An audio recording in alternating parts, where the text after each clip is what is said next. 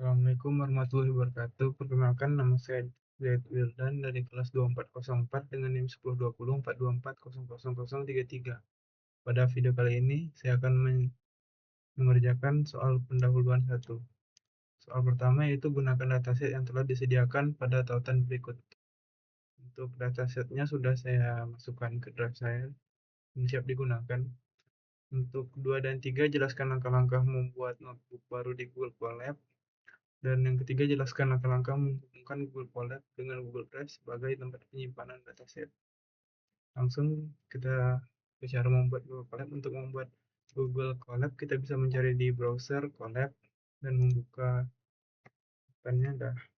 Untuk membuatnya kita bisa mengklik ini notebook baru, ditunggu.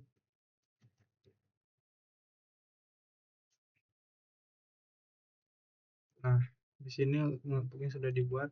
Kita juga bisa mengganti nama notebook. Misal di sini saya buat jadi TXT 1. Nah, selanjutnya menghubungkan ke Google Drive. Untuk mempersingkat, saya sudah menyiapkan beberapa sintaks yang tinggal disalin biar tidak perlu ngetik manual. Pertama, untuk menghubungkan Google Drive, kita bisa menggunakan ini.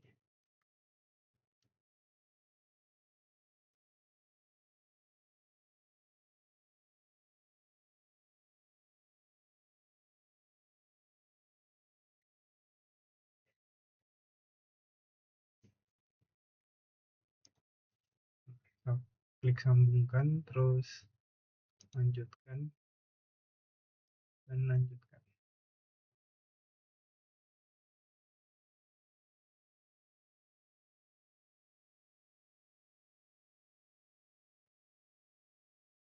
Nah, sudah berhasil disambungkan. Tanda yang centang hijau ini berarti kita sudah berhasil menyambungkan. Selanjutnya, soal selanjutnya, tuliskan sintaks untuk mengimport library Pandas di Google Colab. Lalu jelaskan peran dan fungsinya. Kita ke peran dan fungsinya. Perannya yaitu untuk membaca dataset dan mengubahnya menjadi format data frame agar data dapat mudah dianalisis. Untuk mengimportnya, kita bisa menggunakan ini.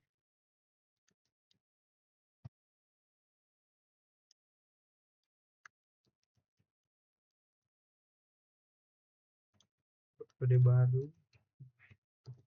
kemudian kita run. Nah, di sini artinya kita berhasil mengimport.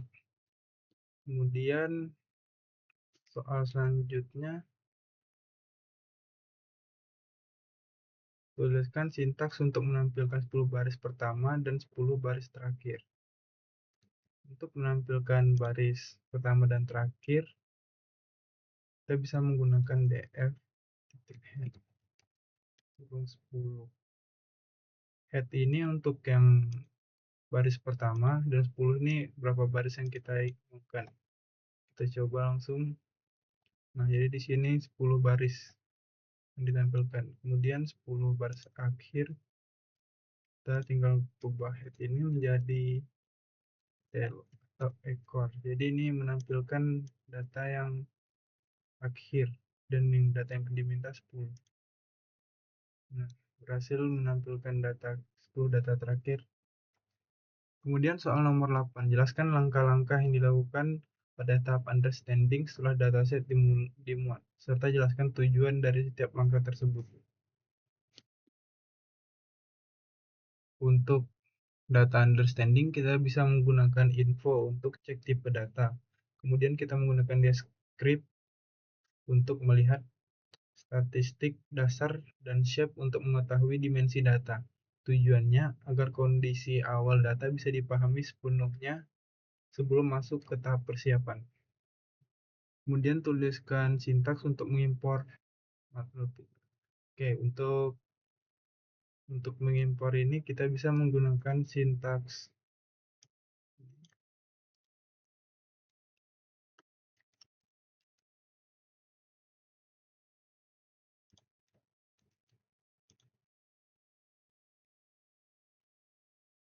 Ini berfungsi untuk membuat grafik visual agar pola atau distribusi data lebih mudah dibaca.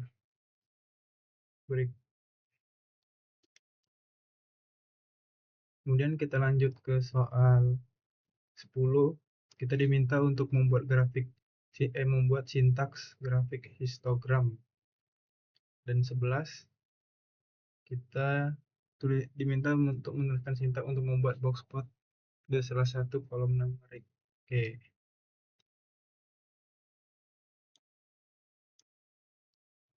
Sekarang kita ke membuat histogram dulu. Untuk membuat histogram di sini saya mengambil kolom.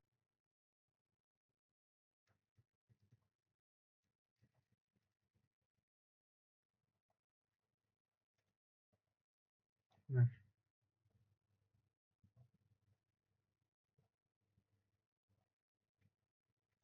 ini untuk menampilkan histogram kita bisa menggunakan ini plt hisdf. Ini nama kolom yang mau kita buat diagram. Kemudian untuk membuat diagram box plot kita bisa menggunakan sintaks ini.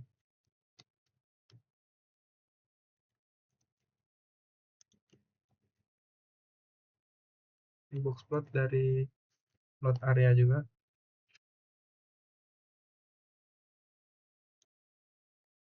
Nah, untuk melihat sebaran luas tanah, kita bisa menggunakan box plot luas area ini. Untuk mengidentifikasi outlier atau pencilan, caranya adalah dengan melihat titik-titik yang berada di luar batas ini atau kumis grafik tersebut.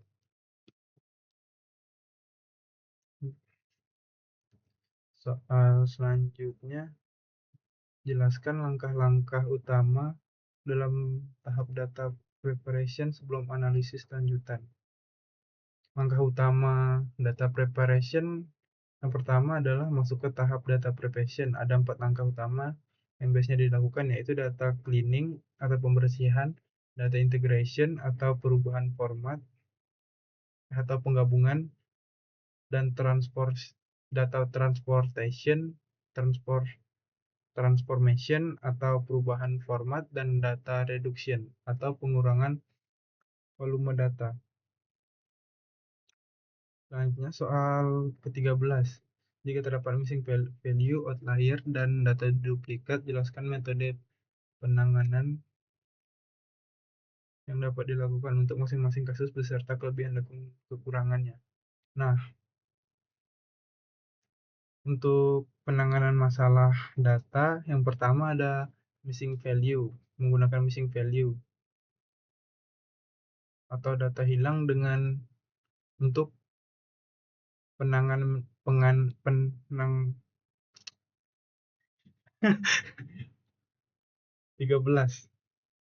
Jika terdapat missing value, outlier, dan data duplikat, jelaskan metode penanganan yang dapat dilakukan untuk masing-masing kasus beserta kelebihan dan kekurangannya. Oke.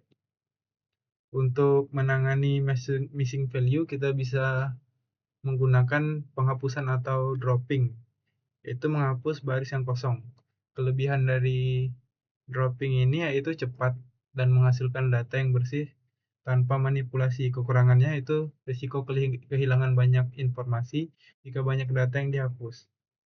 Cara kedua ada imputasi, yaitu mengisi data kosong dengan nilai rata-rata atau mean atau median. Kelebihannya, ukuran dataset tetap utuh, dan kekurangannya bisa menyebabkan bias jika data yang hilang terlalu banyak. Kemudian penanganan outlier atau pencilan, kita bisa melakukannya dengan penghapusan atau trimming, yaitu membuang nilai ekstrim.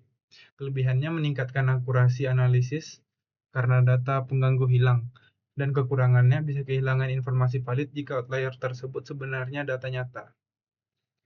Cara kedua yaitu dengan pembatasan atau windowsizing.